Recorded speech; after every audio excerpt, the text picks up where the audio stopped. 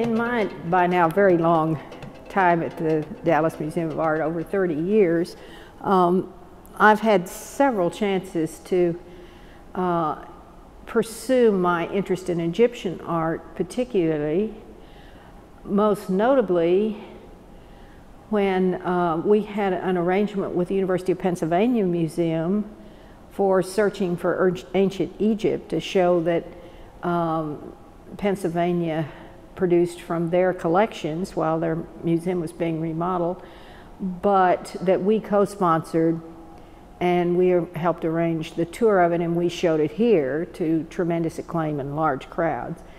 And that was extremely interesting, one of our more fascinating and productive exhibits. But even before that, in the permanent collection galleries, we had, from the late 80s on, a more than 10-year long-term loan of Egyptian art from the Museum of Fine Arts, Boston, which I considered my home away from home when I was in college at Harvard a very long time ago. And that was certainly one of the installations here. We had this huge array of material from the Museum of Fine Arts, Boston, which had far more things than they can display because as far back as the mid-19th century, the Museum of Fine Arts, Boston sponsored excavations in Egypt. So they had this huge and wonderful Egyptian collection, which I used to spend a good deal of time with in college. And that loan, which filled a large part of the third floor galleries, really interested the Dallas public and attracted people. It was, for its day, sort of a foretaste of what we hope that the Tutankhamun exhibit will be. Really interesting, and of course a very interesting connection with our great archaeological materials, the pre-Columbian art from the Native American cultures, which is one of the strengths of this museum, the classical art, the other area I work with, Greek, Roman, Etruscan art, and our own Egyptian collection. And even Asian art has a number of fascinating comparisons and relationships with Egyptian art. So I would say that the long-term loan of Egyptian art from the Museum of Fine Arts, Boston got us going. Then that was signified by the great exhibit Searching for Ancient Egypt that we did with the University of Pennsylvania Museum, and now we're going to do the Tutankhamun exhibit.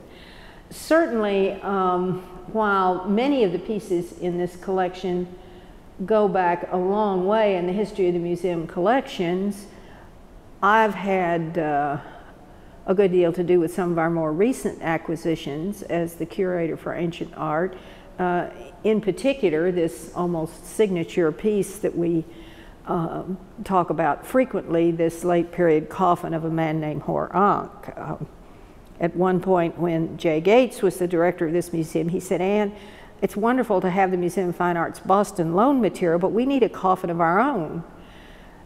And I was about to go to London, so I said, "Okay, Jay, I will look for a coffin." And I thought privately to myself, I'll never be able to find anything that we could afford or that has impeccable provenance, as they say now, a good background, and so on. But in actual fact, I ran into someone I knew through the staff at Boston, a man who'd worked for the British Museum, who said, "Well, yes, Ann, I know a very good coffin for sale."